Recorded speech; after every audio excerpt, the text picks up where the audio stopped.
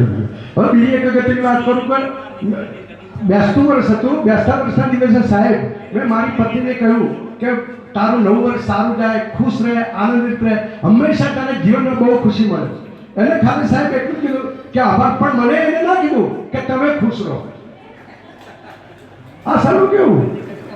હવે એકવાર અહીંયા ફૂલણી હનુમાન અમે આવેલા, બરાબર, અહીંયા હું બહાર નીકળ્યો એટલે એક ભાઈને પ્રસાદ આપ્યો. પ્રસાદ આપે એટલે પ્રસાદ શેનો પ્રસાદ છે કે ફૂલણી હનુમાનનો. મેં કહ્યું બરાબર. પછી મને કે યાર મેં કેવું ચાલે? અરે કે શું ચાલે છે? મારા ઘેર બંગલો છે, ગાડી છે, નોકર છે, બરાબર, મા બાપ, ભાઈ બહેન બધું છે, પણ કે સારા લગ્ન થતા નથી. એટલે મેં એમને પૂછ્યું, મેં તે ભગવાન પાસે શું માગ્યું? બસ મેં ભગવાન પાસે માગ્યું કે હંમેશા જીવનમાં સુખ, શાંતિ, ખુશી આપે. તો પછી ક્યાંથી લગ્ન થાય તારા? જ્યાં સુખ શાંતિ માગીએ તો લગ્ન ના થાય. હવે આવી રીતે એકવાર છે ને સાહેબ કે મને કોઈએ પૂછ્યું એમ કે સાહેબ આ જીવનમાં ખુશી, મજા, આનંદ, મોજ, જલસા આ બધું શું છે? મેં કહ્યું મને ખબર નથી. મારા લગ્ન તો બહુ નાનપણથી થયેલા છે, મને ક્યાંથી ખબર હોય?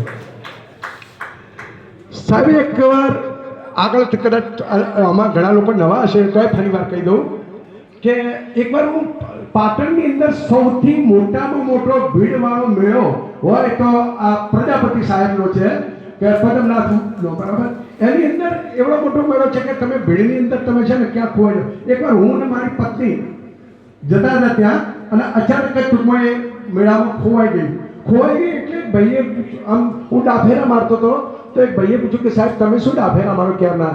મેં કહ્યું મારી પત્ની ખોવાઈ ગઈ. કે આ સારું ભીડ કેટલી બધી છે. એટલે એને મારી લાગણીવાળો માણસ હતો કે મારી પણ પત્ની ખોવાઈ ગઈ છે. મેં પણ ના હોય તો એને વિચાર લાગણીવાળા માણસ, પ્રદીપભાઈ તમારા જેવા લાગણીવાળા માણસ, આ સોની સાહેબ જેવા, જયેન્દ્રભાઈ, એટલે કે સાહેબ ચિંતા ના કરો, આપણે એકબીજા અરસપરસ પોતાની પત્ની શોધીએ. મેં બહુ સરસ આઈડિયા સારો છે કે અમે શૈલેષભાઈ જોડે ફરતા બધા જાત જાતના આઈડિયા તો હોય જ છે અને આઈડિયા સારો મને ગમે, બરાબર, કે અમે પ્રવૃત્તિ બધા સાથે કરીએ. ઘણા બધા આઈડિયા તો એમના ડૉક્ટર કરતાં તો મગજમાં એમના છે ને આ બધા આઈડિયા હોય છે, બરાબર. એટલે એ આઈડિયામાં એટલે કહ્યું કે સાહેબ ચિંતા ના કરો, આપણે શોધીએ. એ શોધ્યા એટલે પછી પ્રયત્ન કર્યો. એટલે એ ભાઈએ મને પૂછ્યું એમ કે સાહેબ તમારી પત્ની કેવી છે? મેં કહ્યું મારી પત્ની પૂનમના ચાંદ જેવો ચહેરો છે, લાંબા લાંબા વાળ છે, સરસ એનો ટૂંકો સ્માઇલ છે અને બહુ આમ ટૂંકો બ્યુટીફુલ છે. એટલે પછી મેં એને કીધું, મેં તારી પત્ની કેવી છે? મને કે મારો બોલી મારી પત્ની કઈ ઓછી નહીં, તમારી જોતી સાહેબ.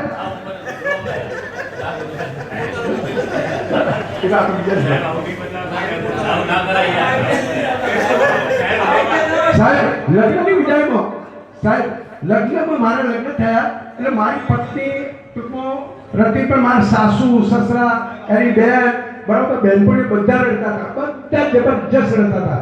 એટલે પછી મારી જોડે આવી મારી પત્ની. મને કે ખબર છે આ બધા લોકો કેમ રડે છે? આ બધા લોકો તમારા કારણે જ રડે છે અને હું જિંદગી પર તમને હસાવીને આખી જિંદગી રડાવીશ. અને સાહેબ મને જિંદગી પર રડાવે છે.